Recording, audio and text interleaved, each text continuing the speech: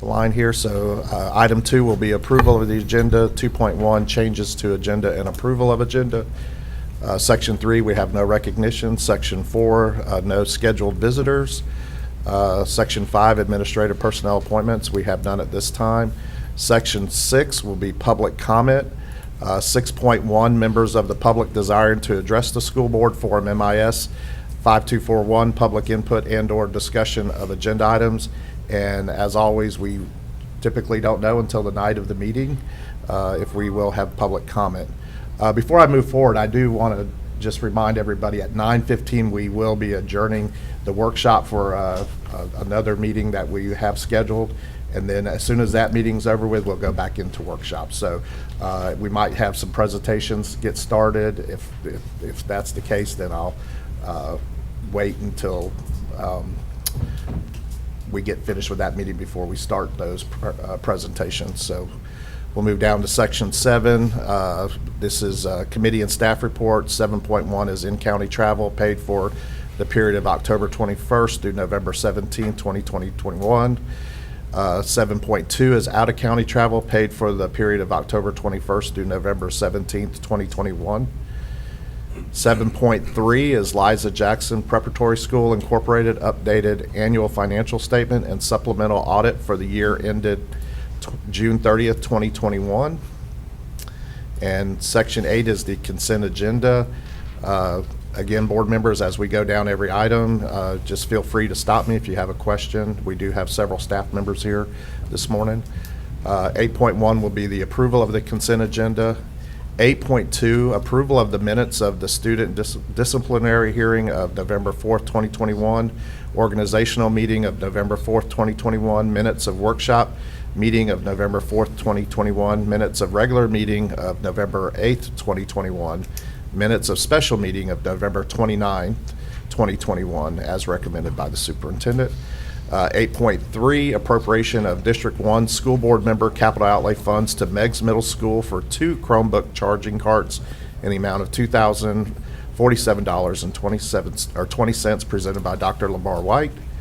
8.4, budget amendment number 2, fiscal year 2021 through 2022. 8.5, monthly financial statement for October 2021. Let's see, 8.6, invoices to be approved for payment presented by Julie Perry. 8.7, school donations. 8.8, payroll warrant register and accounts payable warrant register for October 2021, totaling $30,751,854.38, and bank transfers for October 2021 totaling $15,060,000. 8.9, internal funds checking account revisions due to merger of PNC Bank and BBVA Compass Bank. 8.10, renewal of tag-on bid RFP 151702, dispensing system for general cleaning supplies. 8.11, renewal of tag-on bid annual agreement for portable moving services. 8.12, tag-on bid purchase over $25,000 professional service industries PSI. 8.13, tag-on bid purchase over $25,000 train. 8.14, tag-on bid purchase over $25,000 International Restaurant Distributors Incorporated. 8.15, sole source purchase over $25,000 Conchulab Edutech Incorporated. 8.16, amendment to service agreement number 22-05 Kelsey Marlowe. 8.17, service agreement number 22-90 Mary Jeter. 8.18, sale and disposal of surplus property. 8.19, first addendum to Focus SIS product schedule between Focus School Software LLC and the School Board of Okaloosa County, Florida. 8.20, modification to the contract between the School Board of Okaloosa County and Avena Healthcare. 8.21, the HBI Home Depot Foundation and the National Housing Endowment 2022 Schools of Skill Award. 8.22, American Rescue Plan, ARP, Elementary and Secondary School Emergency Relief, ESSER Fund Project Application. 8.23, Contract Agreement between the School Board of Okaloosa County and Northwest Florida State College for the 2022 through 2023 school year. Acknowledging the Collegiate High School Program 2022 through 2023. 8.24, New World Reading Initiative Data Sharing Agreement between the University of Florida Board of Trustees and the School Board of Okaloosa County. 8.25, American Rescue Plan, Homeless Children and Youth, ARP-HCY Project Application. 8.26, Reading Tutoring for K through 3 Students Project Application. 8.27, Civic Literacy Excellence Initiative, Civics Curricula Project Application. I have a Just like question, to- please. Go ahead. I'll make a comment on that. So I was at a legislative meeting the other day, and one of the speakers actually had a kudo to Superintendent Chambers and his staff for, instead of handling a complaint about our civics and social studies curriculum, inviting them to then sit on the committee to help select these materials. So I think that was really a good way to encourage members of the public to get involved, and I thank you for that. Thank you, Dr. Kelly. Well, my question was back on 8.22, that's ESSER funds, correct? Yes. Yes, ma'am. And then, but the New World, no, that's not one. 8.25, the American Rescue Plan, does that come under ESSER things too? There's so many different projects here, I'm just trying to get them straight. Because it seems like that's new, isn't it, or we just got that? Yeah, we're going to have Ms. Lightborn come up. There's 3, I believe it's 3 new Three new grants ones have come came forward. Yeah, on there Monday. so many, yeah. I heard that we. With an we're immediate just- deadline, no doubt. Yes, ma'am. That's right. So the 8.22, the ESSER funds are the big American Recovery Act that you guys are aware of. So we were prepared we knew that was coming. We knew that was coming. Okay. The New World Reading Initiative, we also knew was coming. That's where they're sending books from the state level to students, directly to students, but we have to provide them with names and addresses, so that's that Okay. piece. So that was also, we knew was coming. The ones that are new is the homeless one, and that one came Friday night. And so we had to get that on the agenda and we do have to put an application in for that one, but we already know it's an application that they have to approve, but yes, we know what our funding will be now for that one. And then there's also the reading tutoring. That was new, that came Monday afternoon. And that's specific to K-3 students. We will have to have somebody from our district trained by DOE, and then they will train the folks that we're able to get for this. It's kind of they're looking at the same people that we came to you and said we were going to do last time, where we're looking for retired teachers, volunteers from the community, people like that to come in. They'll be trained in whatever program DOE is going to train our people in, and then they'll use that program in the tutoring of the K-3 students. So that's a new tutoring piece, but it's specific to K-3. That came Monday. And then the Civics Literacy Initiative also is a new application. This is for funding for curriculum for the Civics Initiative. Because we're required to have that civics piece, and we've been doing civics Yes, ma'am. education for a long time. This- But now they're giving us money, is that what this is? Well, this is specific to the new high school component that Okay. they have. Although it's been going a long time, I think Mr. Chambers is going to do an update on Okay. civics today. So Okay. I think you'll get a bigger picture of it. But this will help fund it. We're still talking to DOE about how that looks. There's also funding. There's another MOU that came that there's funding for bonuses for teachers if they complete certain components as well. So we're That's working very nice through for that. once an initiative with some funding. Yes. That's very Yeah. good. Thank you. All right, at this time, I'm going to recess the workshop, and we'll be going into our other meeting here in just a minute.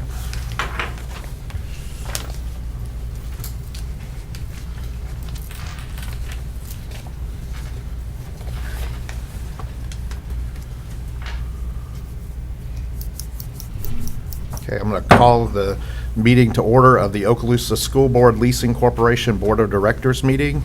And at this point, I need a mover to approve the agenda. Move it. Motion by Dr. White. Do I have a second, please? Second. Second, Dr. Kelly. Any discussion? Hear none. All those in favor say aye. Aye. Those opposed? Motion carries 4-0. Now we'll move to Section 3, which will be approval of the minutes. The minutes of the meeting of December 10th, 2020. I need a motion to approve, please. I'll move it. Ms. Vancheck makes a motion. Do I have a second, please? I'll second. Second, Dr. Kelly. Any discussion? Hear none. All those in favor say aye. Aye. Those opposed, motion carries 4-0. So now we are to Section 4, and this is the action items, annual election of directors.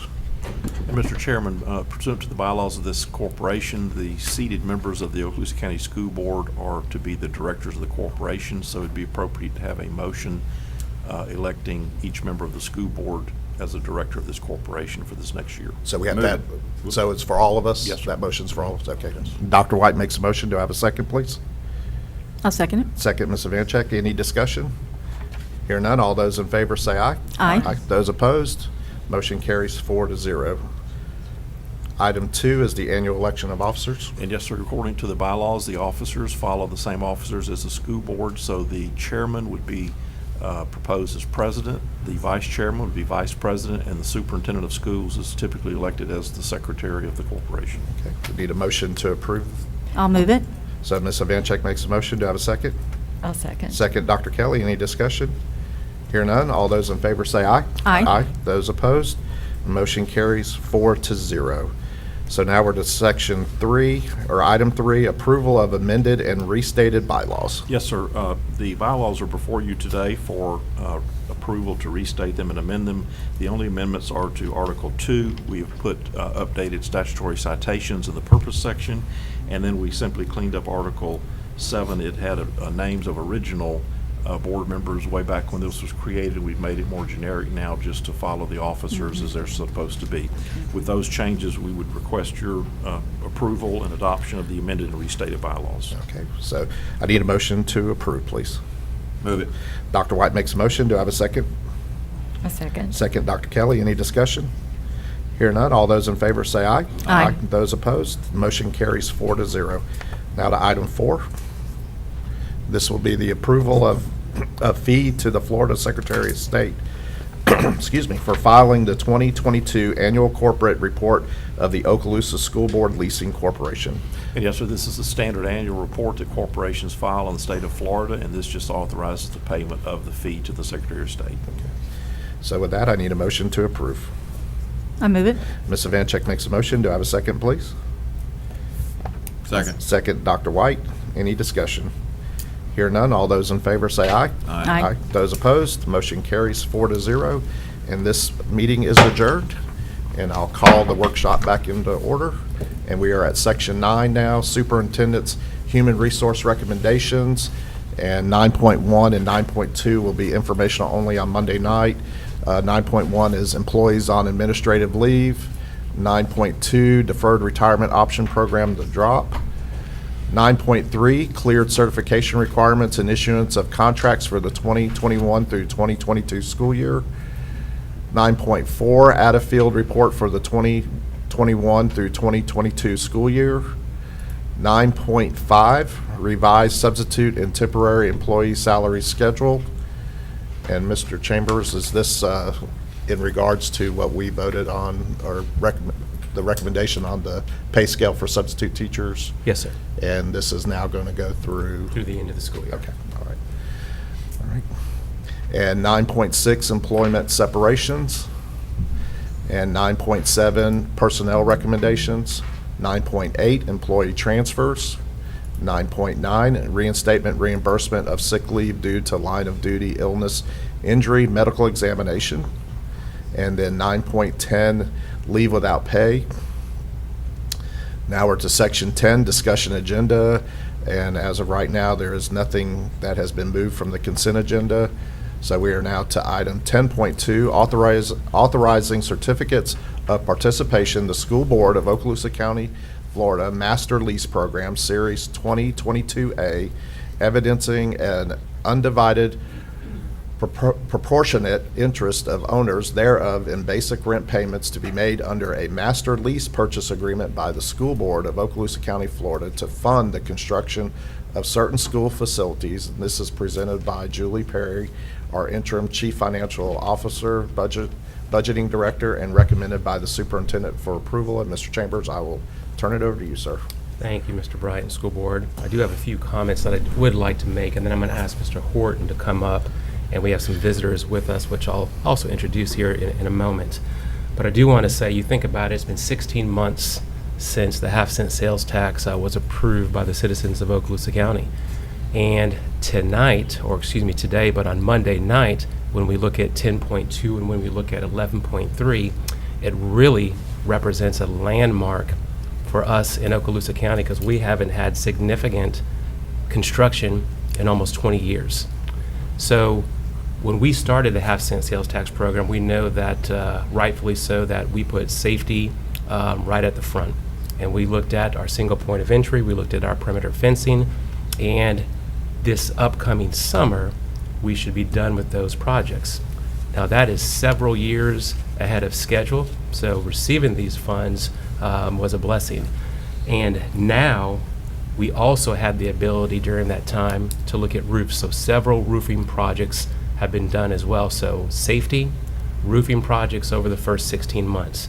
Now we're moving into what I referred as this landmark moment. And we are now looking, as we go into the COP, we have 3 years to get a lot done in Okaloosa County. And we're talking classroom additions, we're talking cafetoriums, we're talking multi-purpose buildings. And being able to look at 19 construction projects across 15 schools. That's pretty significant. So I know you join me in that excitement to be able to get this going.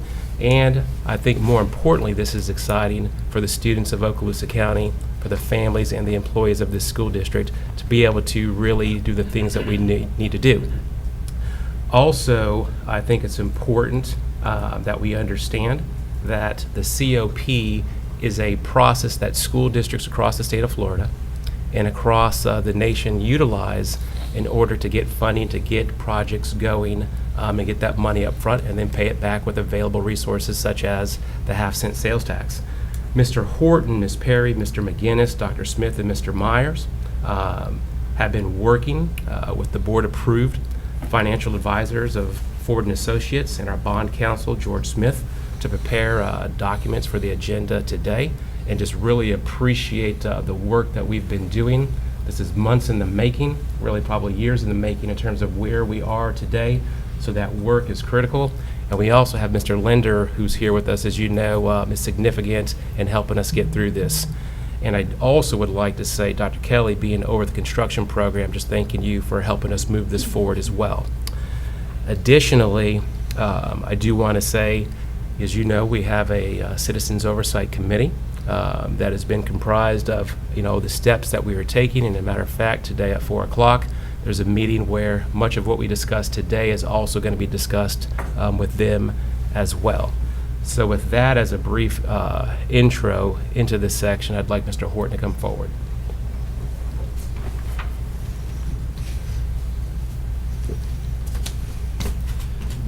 Thank you, Mr. Chambers. So he's kind of laid out for you what's sitting in discussion item 10.2. It is that the resolution that authorizes the certificates of participation process to begin. And so we've got Mr. Jerry Ford from Ford & Associates who will give you some information about what would happen following Monday's board meeting if the board were to approve this item. And combined with that, obviously, is under the construction section, you've got a task order, a GMP, for the delivery of these 19 construction projects in our school district. And so those go hand in hand because one of them results in the other happening. And as Mr. Chambers said, the COP is an important mechanism used throughout the state and the nation for school districts and other municipalities to receive funding to begin projects, construction projects, significant ones, in the early years of a program, and then use the revenue that comes in later years to repay. And I've got a brief background in banking, and what I will say is I like to illustrate what's happening right now. With respect to the sales tax revenue, which is a big component of our capital program going forward, we've looked at that revenue for the first 9 months of the program. Remember, the first revenue came in January this year. We've received revenue through September of this year. It's always a couple months in arrear. And so thanks to how Florida has been this year in the face of COVID, and I think the governor's desire to keep our state open, our sales tax revenue is at this point 39% higher than the projections that we had used back when we were putting this out. So that's great news. That's a mark in our column as good news. The other thing that's happening right now as it relates to certificates of participation and borrowing funds to pay them back at a future date are interest rates.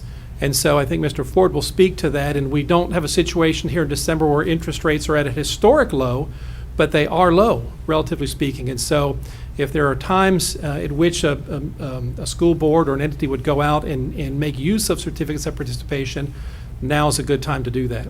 So that's another mark in our column in terms of the timing of this. The third piece, the third component of this that we're all well aware of that is not as favorable for the district right now is our construction costs. And so if you're going to build a home now, if you're going to do anything, costs are higher now than they've been in the past. And so we look at that, and Joel Linder and Jacobs Titan have been looking at that very, very carefully. And when we get all the really knowledgeable people around the room in terms of if the question's asked, well, why don't we just hold off and wait a year to begin some of these construction projects? If costs are high, maybe they're going to come down. Maybe they are. Maybe they're not going to come down in a year. Maybe they'll go up. And so I think when you get knowledgeable people in the room and you look at all of the factors that are involved, the recommendation that we're bringing before you is to begin the program now. I think that we are very, very pleased with the work that Jacobs Titan has done in the past with staying within a guaranteed maximum price they provide us. So in essence, anything that comes beyond that, they would absorb that as their own risk. So we're pleased with the GMP that's coming before you today, and also the resolutions that you'll see, and they are granted 400+ pages. So I know that we have two gentlemen here that are able to answer questions that you have about them. And I'm going to bring up first Mr. Jerry Ford with Ford & Associates. He's been a financial, and now we can certainly have questions, but I will say that Mr. Ford has been with this district for a long time. He was a part of certificate of participation issuance back pre-2000 under a previous sales tax program. So he knows the district well, is a great friend and support of the district, and we rely on him heavily for his expert financial advice. And that's really what I wanted to comment upon, Mr. Chairman, and I appreciate the superintendent and Mr. Horton's remarks about this as a process and that we've used in other parts of the state. And I've made this comment before, but knowing that our meetings are not exactly at the top of the Nielsen ratings, I thought it might be important to make it again that not only is the certificate of participation program used around the state, is exactly what you said, Mr. Horton. We've used it here before, so that we can complete these projects and get these things done so that our students can benefit as fast as possible. So that's really all I had. Thank you, Mr. Chairman. Thank you, Yes, Dr. sir. White. And to your point, Dr. White, it's been a long time since we've done this. If I wasn't even around then, but rest assured that Mr. Ford and Mr. Smith do this as a course of business, and they absolutely have our best interest in heart. So I'm going to turn it over to Mr. Jerry Ford at this moment. Thank you very much. Mr. Ford. So as they're coming up, I would just like to thank Mr. Ford and Mr. Smith for coming today. I know it was my request that y'all would come on Thursday and not necessarily, I mean, you're welcome to come on Monday, but I figured this would be the best opportunity to get the message out on today. So I appreciate you being here today. Well, Mr. Chair, thank you. It's a privilege to be here. It's a long relationship and one that we value highly, and working with this board has always been a pleasure. So, Mr. Chair, members of the board, Mr. Chambers, thank you. Just briefly, because the superintendent, Mr. Horton, has given you a good overview of why you're here, let me just talk to you a little bit about where rates are today and then what's going to happen over the next few weeks should you approve this transaction on Monday night. Mr. Horton's right, rates are not at their all-time historic lows. They're not that bad either. So if you were, just like the Dow Jones and industrial average is a market basket of high-quality industrial stocks, high-quality major corporations, we have something called the Municipal Market Data AAA Yield, which is a market basket of very high-quality tax-backed general obligation bonds issued by folks like the state of Virginia, state of North Carolina, as good as it gets in the muni market. And if you were to look at the rates that they were getting on a bond that they sold out in 20 years today, that rate would be somewhere less than 1.3%. If they did a 20-year financing, the average life on that would be about 12 years, and those rates would be under 1.1%. They would probably be about 110, 108, somewhere in there. COPs are not quite as strong as those GOs, so they'll trade about 0.4%, maybe 0.5% higher. You're looking at an all-in cost right now of under 2% on this transaction. That's very, very low-cost money, especially in the face of rising prices elsewhere and the inflationary pressures that you have on your projects. So that's a large part of the reason that your staff have recommended going forward at this time is being able to lock in these rates and avoid further escalation in the construction cost if at all possible. Should you pass the resolutions before you on Monday night, it will authorize the superintendent and your staff to go into the market to sell these certificates of participations to investors as long as they meet certain conditions that are laid out in the legal documents, which Mr. Smith will explain to you in a few minutes. And that will say they can't exceed a certain maximum rate. You can't have a life on the transaction any longer than a certain number of years. You have to be able to redeem the outstanding bonds within 10 years, basically, and it lays all those things out. It sets a maximum cost that we can pay the underwriters for their services, and if we go into the market, and should the market fall apart between your meeting on Monday night and the time that we actually get to the market, and then you would not be able to meet any one of those conditions, we would not be able to complete the transaction. If we are inside all of those prescribed conditions, then we can go into the marketplace. Our underwriters, led by Bank of America, assisted by RBC and Raymond James, will offer the bonds to investors and offer the bonds to local investors. And they will come back with an offer to us. And if that offer is acceptable, we will recommend that the school district accept it and enter into a bond purchase contract. And at that point, you will have a verbal agreement to close the transaction. We expect that this transaction will be closed sometime between late January and mid-February if all goes well. So that in a nutshell is the process. And if you have any questions, I'll be happy to answer them. Otherwise, I'll ask Mr. Smith to come up and walk you through the documents. Any questions, board members? All right. Thank you for your time.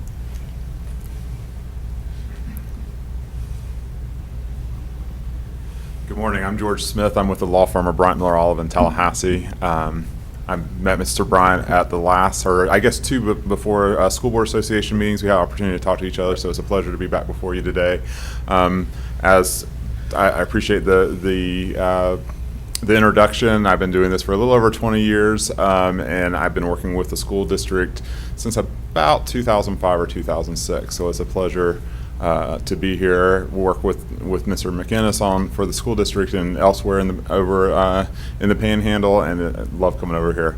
As we'll just jump right into the resolution. I'm happy to answer any of the questions. The most important document that's inside of that 400 pages is the certificate purchase contract. And if you, I provided a summary, but if you look at that resolution, section, I believe it's section 9 or 10. Section 9 authorizes that certificate purchase contract, approves a form of the purchase contract, and then authorizes or delegates authority to the chair, as Mr. Ford referenced, to accept a purchase contract from the underwriters if certain parameters are met. And those parameters are that it can't be more than 130 million. So if it comes back 131, we would have to come back for further approval.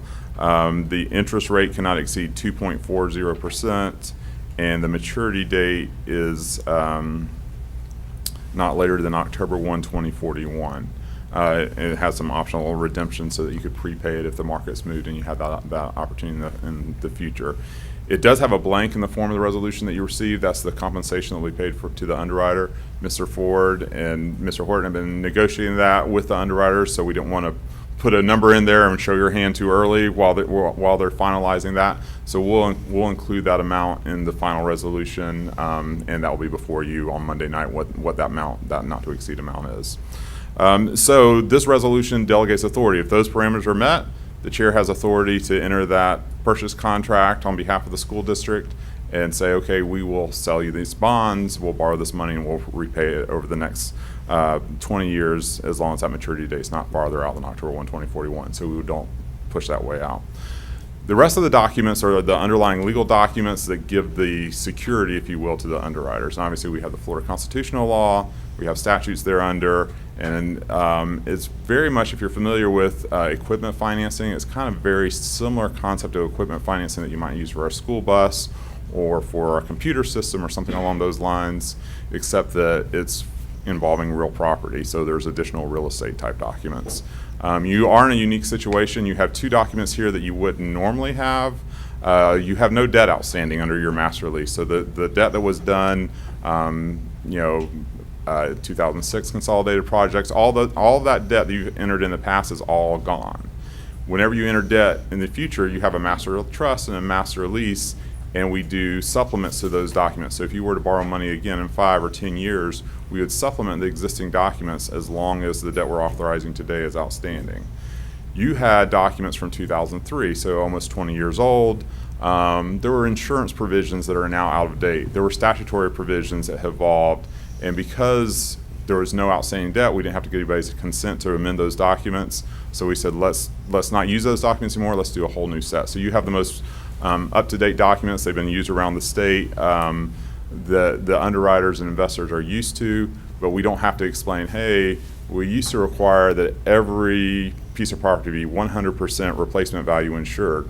Well, that's not what the market is any longer. So underwriters in the market have evolved since 2003, and so we put those provisions in this document.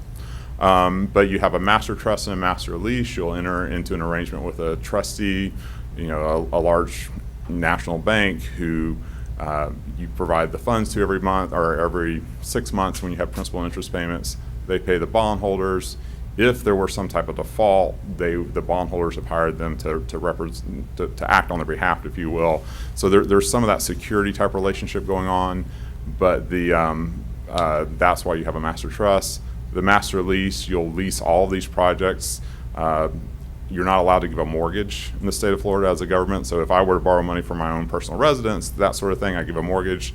These are not a mortgage. There's no foreclosure rights. The bank can never come in and say, you didn't pay, give us our money, or we're going to foreclose the property and sell it. There are some lease remedies you may lose if, for whatever reason, you were to not appropriate the funds to make a payment. The trustee would get those properties, but you would get those back in 2051 at the latest. So that's all to comply with the Florida statutes. I'm more than thrilled to get deep in the weeds. As I mentioned, met Mr. Bryan at the School Board Association meeting. Mr. Ford and I have both been called on to speak there. It's not the most exciting cocktail fodder to discuss, but obviously it's the legal necessities of the market and that the statute require. Happy to jump into any of those documents if you'd like, provided a summary that you may have that gives a little brief summary of what those are. Well, I for one appreciate the worst case scenario that you presented, but certainly we want the record to reflect what you said earlier, that we were debt free and that we've paid in the past and will continue to do so based on the revenue stream. Absolutely. And that's the plan. I just want to hit on one thing. I don't really feel like I need to do it with this board because most of you have been through this before, but it's obligatory. George mentioned that under certain circumstances, the trustee could come in, take over the facility, and then you wouldn't get it back for some period of time. In looking at this, even though it is subject to annual appropriation, even though you have the right to walk away from that lease each year, you do have that ability for the trustee to come in and take those facilities.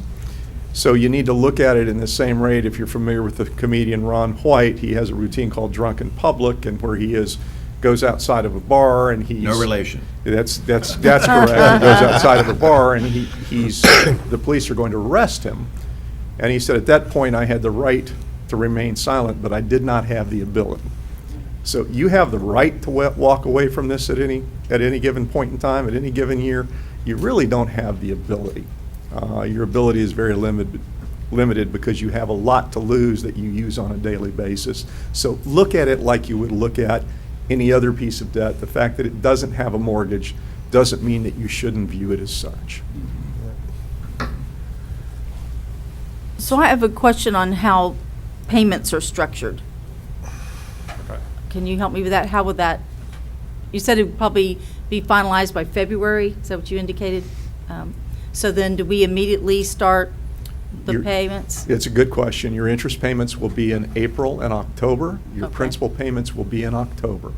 So they're set up so that initially, sales tax collections will make that initial payment, and then it'll Okay. be a combination of sales tax and capital outlay millage going forward. But that'll happen, so 15 days prior to the payment date, you'll transfer money to the trustee on each interest payment date and on each principal payment date. And just as a follow-up, I think, Ms. Perry, that's something that you folks are well acquainted with, as we've done this in the past. And that'll be a schedule that you'll just maintain, and just like we've done in the past and made those payments, that you'll do the same. Is that right? Okay. And Go ahead. Well, I just want, the other thing was, a question, it says the maturity date is no longer, it can't go later than October 1, 2041. And my question may not be to you, but when the voters approved this sales tax, it was for 10 years, right? So then after that, it could revert back, because that's what the voters did, unless something changes. So this date is way beyond that. So I'm thinking our goal then would be to have everything covered before that, because we don't want to run out of sales tax revenue before we pay off, correct? That's another really, really good question. Thank you for asking that. It's set up so that a large portion of this will be paid by sales taxes, and the portion anticipated to be paid by sales taxes will occur within that 9-year period prior to the time the tax expires. Anything maturing beyond that would be paid by other school sources. Okay, so it splits the two revenue sources. So is it standard to make the maturity date this far out? Out 20 years? Mm-hmm. Well, That's just a standard. There are they're anywhere from 10 years to 30 years, the most standard being 20, the most frequent being 20 and 25 years. Okay, and there is no paying off early penalty, right? You are locked in for 10 years, and then after 10 years, you can pay them off without any penalty on them. Okay, all right, thank you. Great questions. So and Ms. Ivanchek kind of answered some of my question, but I was curious to know that, we're fortunate because Governor DeSantis chose to keep our state open, and of course, the revenue has definitely, like you said, 30% over what was projected. And I appreciate Dr. White's comments on the fact that we are debt-free as of right now. But talking to Dr. Smith, I was kind of under the impression that we're going to pay this as we go. So my thought was, can we have this possibly paid off within the 9 years that was that you just mentioned there? So It is possible. It is not likely that you would do that, because in addition to these projects, you have a lot of other capital needs that are coming down over the next couple of years. Okay. So it's trying to fit all those together, and to be somewhat crude about it, not putting a pig in a python and having your cash flow just plugged up at a point so that you can't move. This is designed to give you maximum flexibility to make sure that you can get at the entire capital plan. all right, thank you. Any other questions, board members? I'll make one other comment. It was requested that we discuss the leasing corporation. Obviously, just a few months ago, you had your organization meetings. You adopted certain amendments to the bylaws and your annual organization meeting. That organization, that leasing corporation, exists solely for your financing, and it's created under statute. Almost every school board in the state has one, and you use it to facilitate this financing. So many of the agreements are between the school board and the leasing corporation. The leasing corporation will assign some of those agreements to the trustee, almost as security for the bondholders.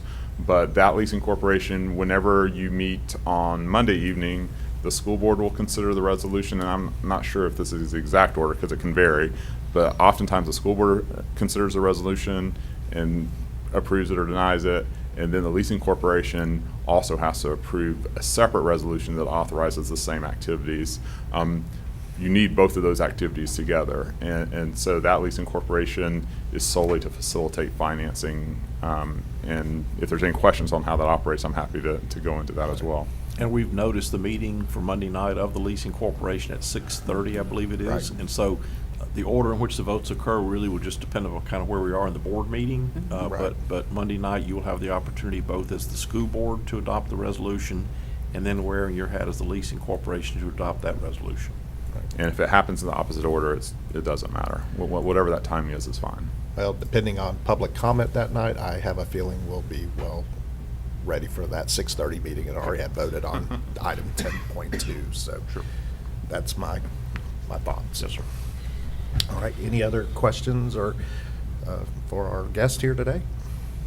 Well, again, we thank you for coming, and I truly appreciate you coming on Thursday. I felt this would be better for you and better for us, and obviously it is, so thank you very much. Yes. Thank you. And before they leave, I'd just like to say to Dr. Smith, Mr. Horton, Ms. Perry, thank y'all very much for the insight to this 400-page deal here.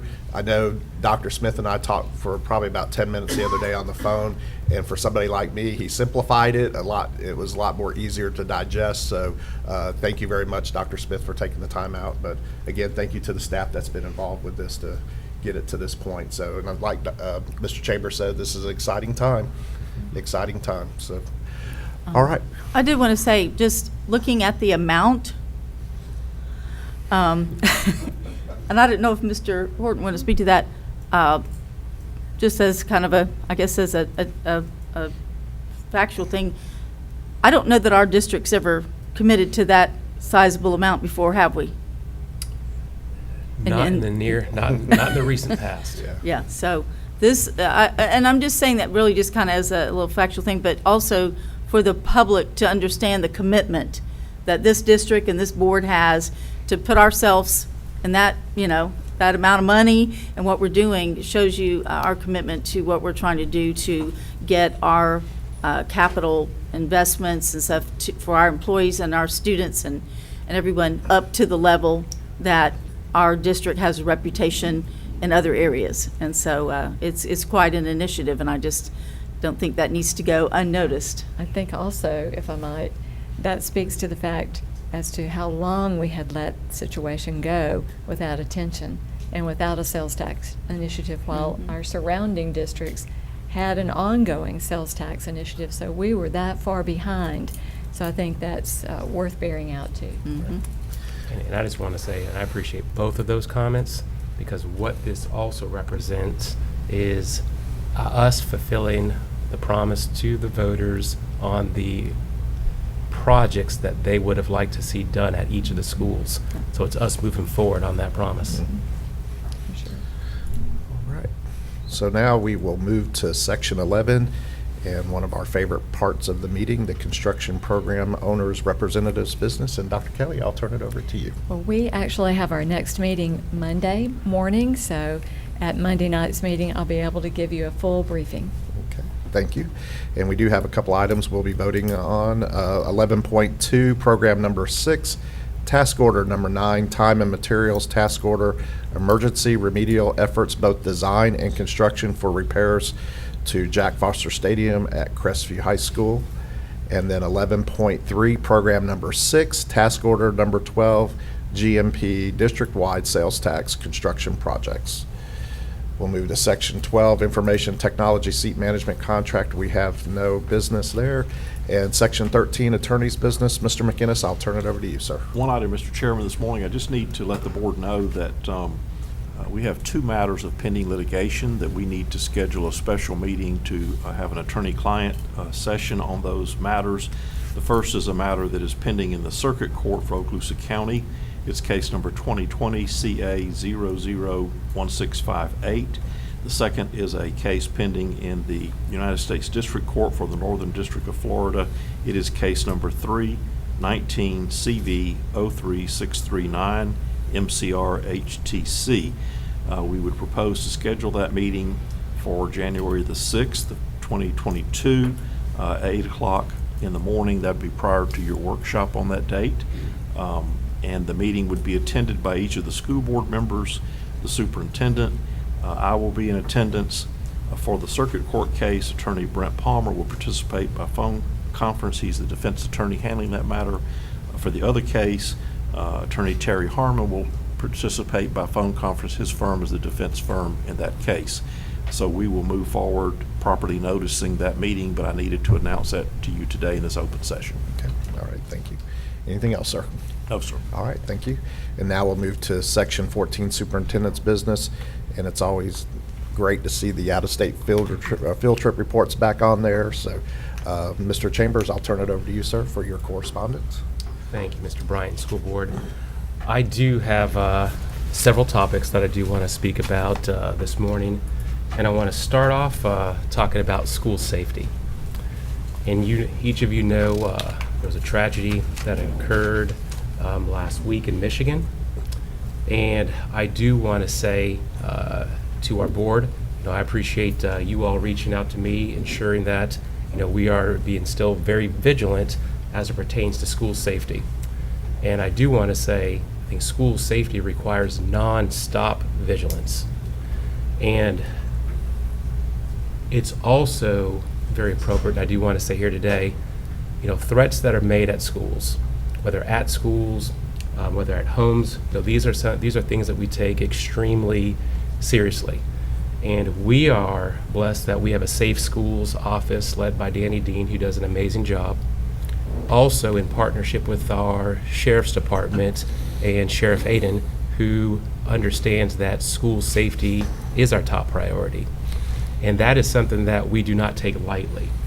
One of the things that I do want to say is communication is the key, as we deal with school safety. There's other things, but I do want to say communication here for a moment.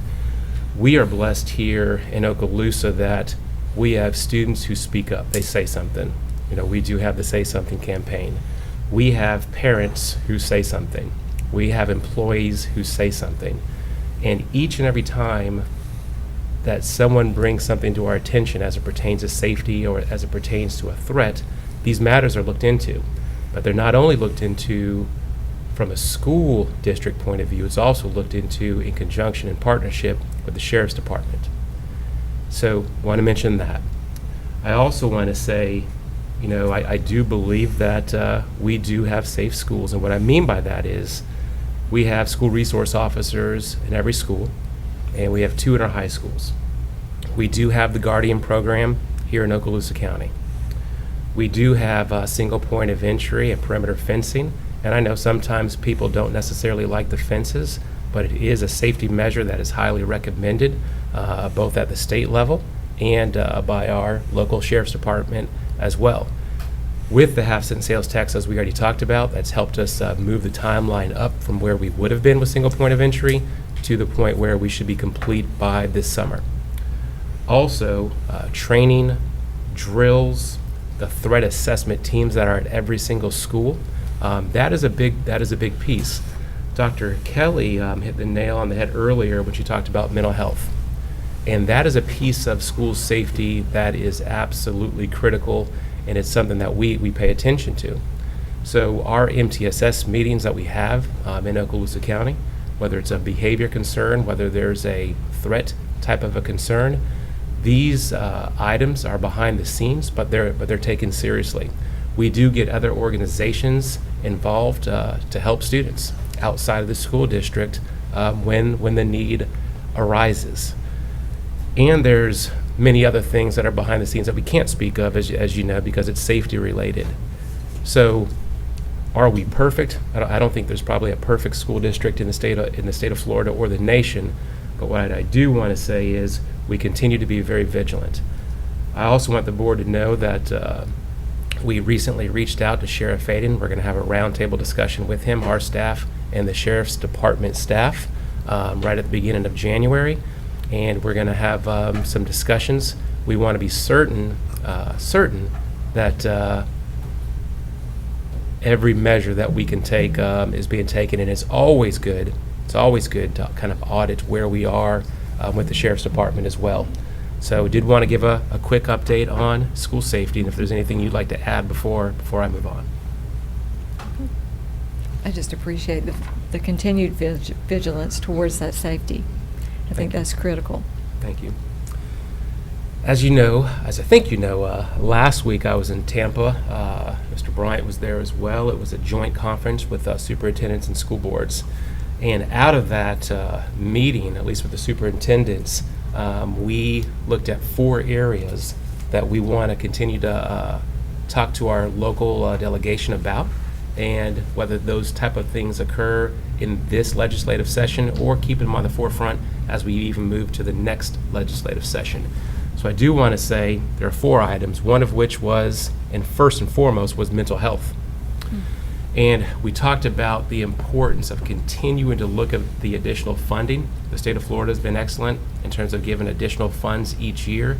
And what we've taken with those funds is we've added mental health counselors to our school district, which takes the ratio of schools to mental health counselors down. So our goal in this upcoming budget season, as we roll into the 2022 school year, will be to add additional mental health counselors. That is critical in today's day and age where anxiety is high sometimes among students. There's mental illness with students, and it's something that is not a negative. It's something that we need to work towards in helping our students. So continuing to be very mindful of mental health is something that we will continue to do. Also, within this proposal that we will put to the legislators will be the continued partnership with outside entities. You heard earlier our mobile response teams. That's something that really works well here in Okaloosa County, where we have outside agencies come and help our students when they are in need. And also putting an emphasis on mental health of employees. Sometimes that gets overlooked. It's one of the things I talked strongly about last week, is we have to look at the mental health of employees as well. So we'll be talking to our local delegation about that, and superintendents across the state of Florida will be talking to theirs as well. School security was a second topic, and the piece there was ensuring that we continue to stay, like we said earlier, vigilant on this topic, ensuring that funds continue to come to help supplement things that are happening at the school district level. So we want to continue to keep that as a focus, and remembering that mental health is a huge component of school safety. Staffing shortages was a third area. Across the state of Florida, teachers, bus drivers, substitutes, custodians, finding it difficult to fill a number of these positions. And there were certain topics that were discussed, such as increased teacher pay. For those first year teachers, getting that first year teacher pay is important, but what we also pushed is we have to look at those who have been with us, our veteran teachers as well, because what's happening is there's a compression that's happening. So as we get closer to the 47.5, or I'll get to that in a second, as we get closer to the 47.5, now there is a compression in the salary schedule, and so now you have some who are also leaving education at the higher side. And we have to do a good job of making sure that we compensate all of our teachers. Then you look at more of the educational support side. The fourth item that we looked at was the impact of minimum wage. So as you know, we'll be moving towards $15 an hour. And to do that, and you think across all the educational support positions that we have in Okaloosa County, all the different salary schedules that we have, the levels of the educational support positions, to get to $15 an hour is one thing. If there's no additional funding, that's going to create serious concern across the school districts. But once you get to $15 an hour, now there's a salary schedule that, once again, gets compressed. So one of the examples that was given, this is an example, that if you have a head custodian, and you know, head custodian is one of our higher level custodians, but if the new custodians come in close to what a head custodian is making, well, you can't really do that. So what you're going to have to do is adjust the other salary schedules, which means more money. And if there's not additional funding for that with all the other pieces, just of public education in general, it can create an issue that we want to be ahead of. And our state legislators have been excellent in working with us and talking with us, so I definitely appreciate their ear. Mr. Chambers, real quick on the minimum wage. Of course, the voters voted on that to be $15 by, I believe, the year 2026. So I will just tell you my concern, and I can't speak for the rest of the board members, but I'm sure across the state and across the country, when we get to the 2026 deadline of $15, which I'm sure we'll do that beforehand, is that minimum wage going to be a fair minimum wage at that time, and will we be in the same boat?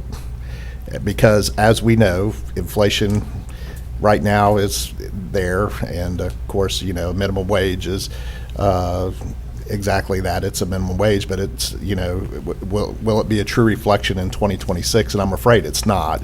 And I'm afraid we're going to be, again, trying to figure out how we can keep that salary schedule like you said. And I just think that's something we need to be prepared for. And I know we're trying to make the adjustment before the 2026 deadline, but I just feel like we're going to be talking about this pretty much frequently over the next 10 years or so. So I think you're right. yeah. I do think your comments on looking at mental health among, you know, for students and employees, and also security are elements that our employees are looking at and determining whether they're going to stay in our profession or not. Certainly, everybody has to have a wage where they can pay their bills, bottom line. But what I hear, and having been a classroom teacher for many, many years, is with teachers and other employees, it's not so much the money. No one got in public education to make a lot of money. And so it's not just that, but there are other conditions, and increased concern about mental health problems with students and their actions is one item, and other things. And so I'm glad that there's several prongs of this approach that I think will help us in getting people into our profession, and also maintaining those.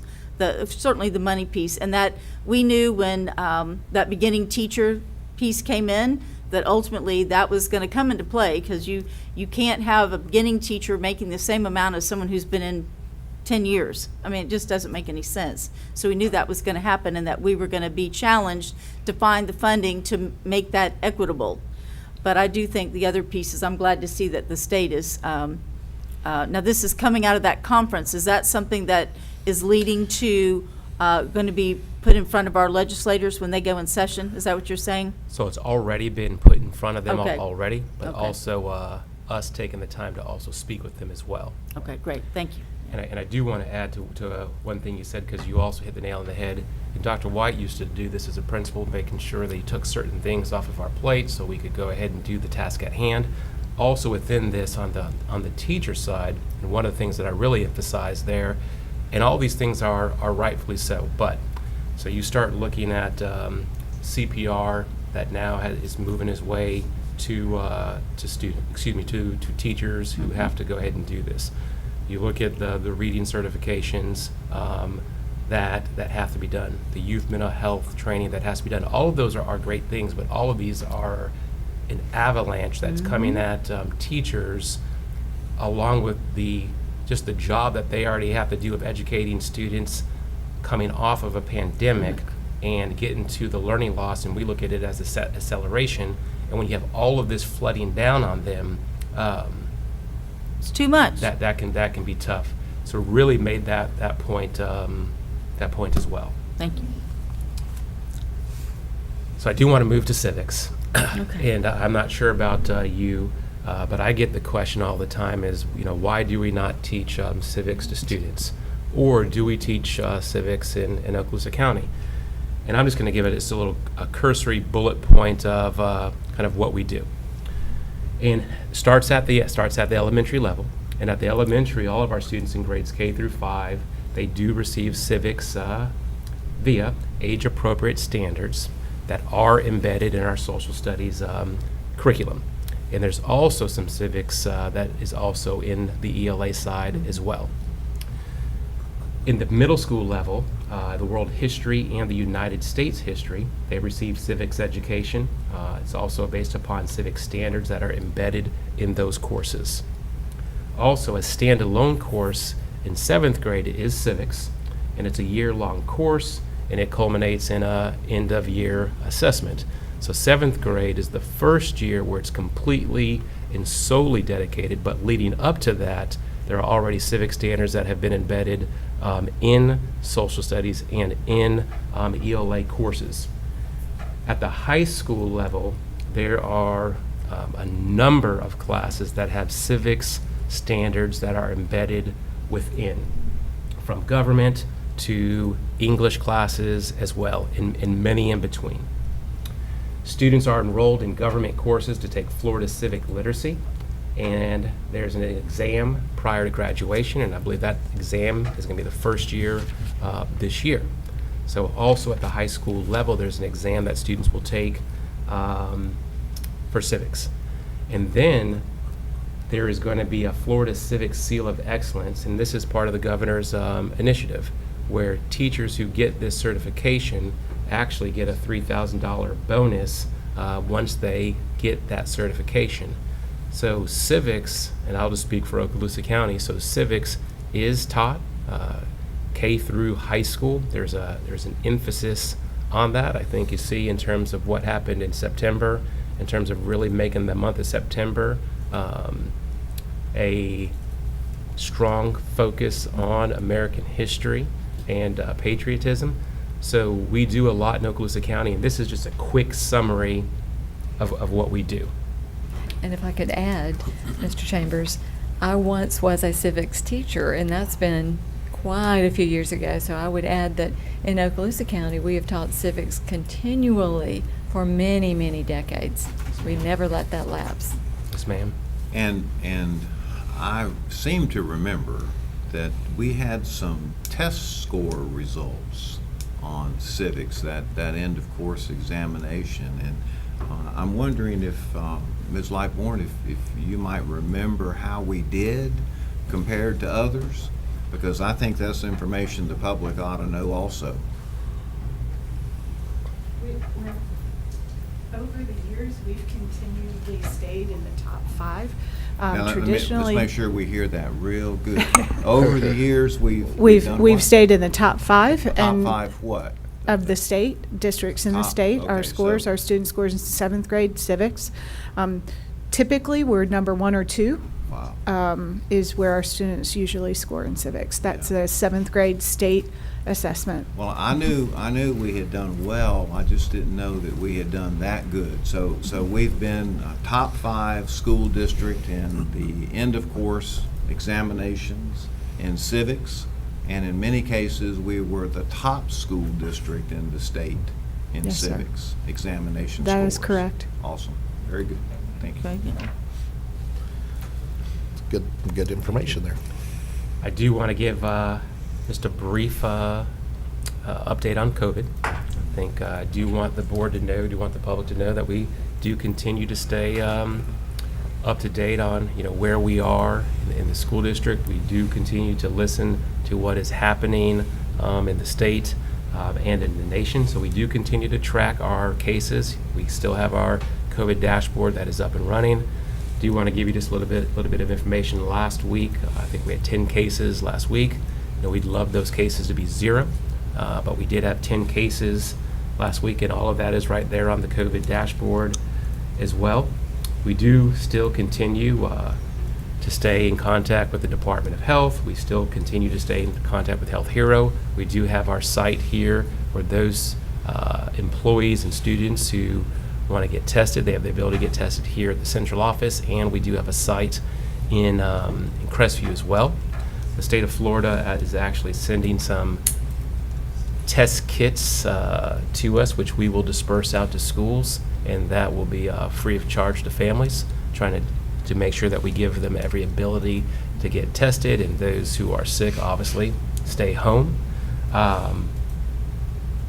In January, we are working with the Health Department and Health Heroes for the elementary younger students who want to get vaccinated, to have the ability to do so. So that is a completely voluntary program, and just again trying to make it an opportunity for those families who wish to do so. So that's just a quick COVID update. So I have a question regarding the Department of Health and their numbers. Of course, as the numbers have definitely gone down within the school, are we pretty much, is the Department of Health numbers pretty much accurate? They're not going to be in real time, I know, but within a matter of 14 days, maybe? I think within a matter of 14 days, they're definitely accurate. Okay. From the information that's been shared with me. Right. And then a couple of just very quick updates. So we do have the Martin Luther King poster and oratorical contest that will be coming in January. So we do have our schools that are participating and excited to do so. I think it's worthy of note during this time of the year, we have many schools that are giving back to the community. Many schools, many different organizations within schools. Two, just highlighting here really quickly, is Fort Walton Beach High School. Their leadership program has raised over $20,000. Niceville High Schools has raised over $15,000, and they provide gifts to families. And the kids actually go shop for the gifts. They actually wrap them, then they give it to them. Pryor Middle School's another one who does a huge push of giving all different types of gifts to students that maybe didn't have the opportunity to maybe have any gifts for Christmas. And these are just a couple examples of the countless ones that are happening across the school district. And then lastly, I do just want to wish all of you a Merry Christmas, and those who celebrate, and as well as to our employees, and as well as to the citizens of Okaloosa County. Right. Thank you, Mr. Chambers. And now we'll move down to board members' announcements and requests for information, and I will start with Ms. Evanchek this morning. Okay, thank you. A couple of things. First of all, there are numerous music performances in the next few days as we're heading towards ending this. I hope the public will get out and go to those. They're always wonderful what the students and those teachers can do, so that's coming up. Also, semester exams next week. Might want to check each of your schools' website for release times have changed next week, and particularly that last day of school. As everyone knows, I am the board's representative for the Okaloosa Public Schools Foundation, and in the last few days, the foundation gives grants to teachers to do projects that they have no other funding source. And I was lucky enough to be able to go with Mr. Horton and meet Miss Debbie Tate, who's phenomenal at what she does helping us.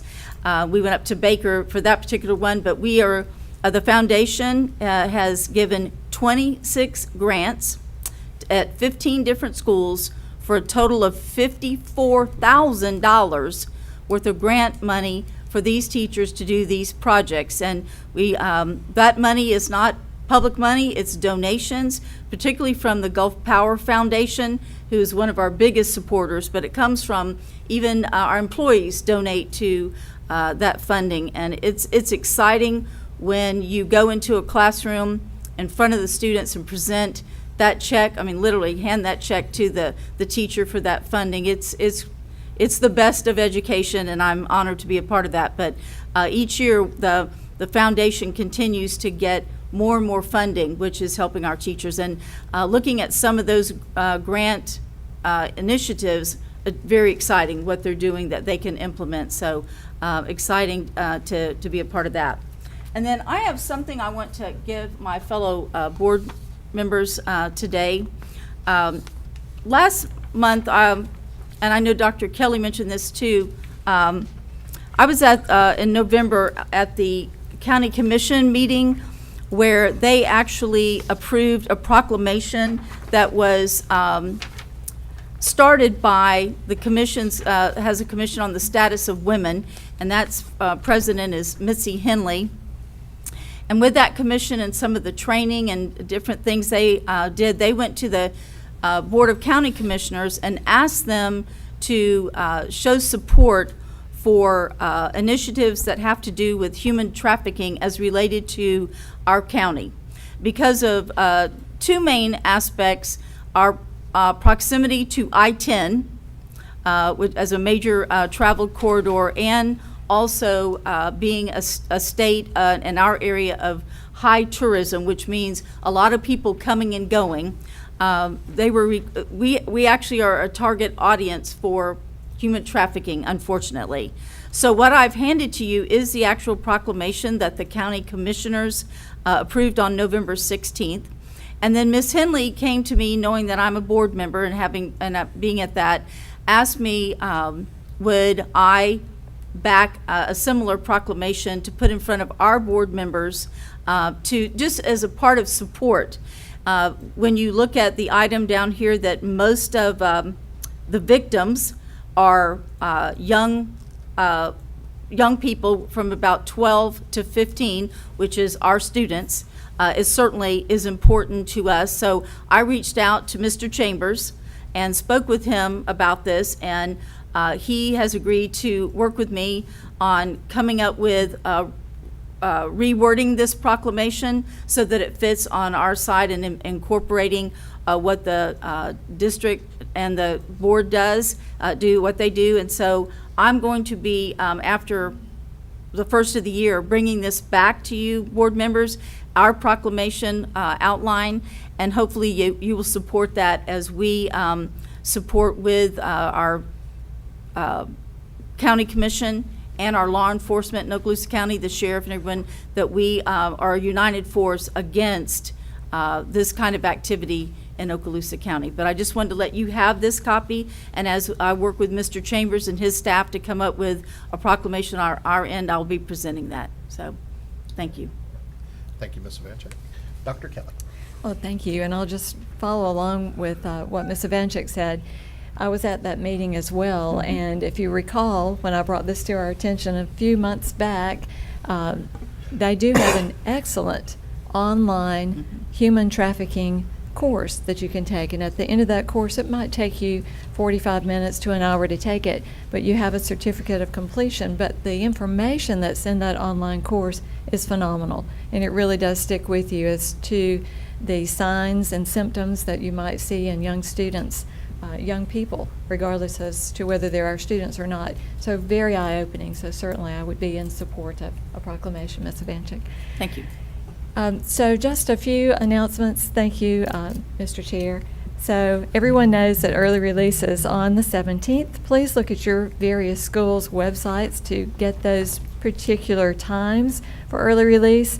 And notice too on your school's websites the wonderful opportunities for plays and presentations. For instance, Ruckle Middle School Band's holiday concert is this Tuesday night, the 14th at 7 p.m. in their gym.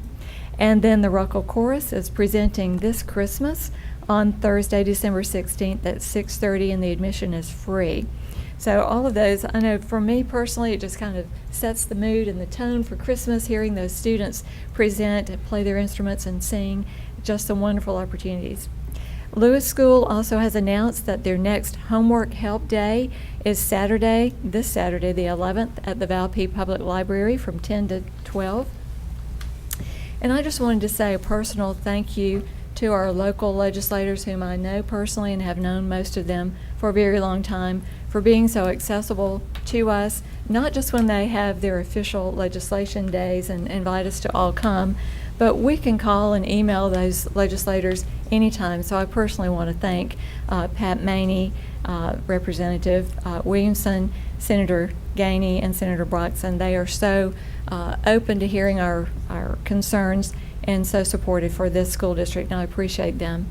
And then lastly, I wanted to thank Mr. Chambers and staff for listening to a concern that I brought to them about so many costs, as you alluded to earlier, being pushed down to the school level, and one of those being an area that's of concern to me, the checkout subscription program Destiny, used by our media centers to check in and out books. So without the Destiny subscription, our libraries are basically closed. They can't circulate materials, they can't teach students how to locate books and check those out. So thank you for picking up the tab for that subscription program at the district level. That really does mean a lot, particularly here at the Christmas season. I think that was especially well-timed, so thank you for that. Yes, ma'am. And that's all I have, Mr. Chair. Thank you, Dr. Kelly. Oh, how many days left until? Oh, we have 7 workdays left. Okay. Thank you. All right. And Dr. You would ask. I was ready. Dr. White. Thank you, Mr. Chairman. Just a couple of announcements regarding Choctawhatchee, a school in my school district. Tonight, the Choctawhatchee concert, Christmas concert, will be held. And also, Ms. Gardner's not here, but we could have a little fun because the boys' basketball team will be playing for Long Beach High School on Friday night at Choctaw, and the girls will play Rutherford tonight. And then the last thing I'd like to say is Merry Christmas to everyone. That's all. All right. And thank you, Dr. White. And my closing comments are just kind of echo on Mr. Chambers' comments regarding the FSBA FADS conference last week. And school board members, I would just encourage you also to, like Dr. Kelly said, reach out to our local delegation and please let them know your concerns. And I think we all have the same concerns as the superintendents did. Was mental health was obviously the top of ours also. Career technical was another piece, school safety, and funding for students was another key piece. So like Dr. Kelly said, we're very fortunate. We have a great relationship with our delegation. I know that Representative Maney has been really on the forefront of education, and we do have a partner with him and Senator Broxton. So, I would please ask, if you get a chance, please reach out to them for your concerns and let them know. A lot's going to be happening over the next couple of weeks heading into the beginning of the session. And of course, this being an election year moving on, they're going to try to get in and get out as fast as they can because, as y'all know, they can't campaign any during that time. So I know they're going to try to, get the session in and get everything through as they can. So on Monday night was it Monday night? I know Dr. Kelly and myself were actually at that legislative meeting, and I spoke on just my behalf to the legislation committee and just asked them to please look at those things that we just talked about.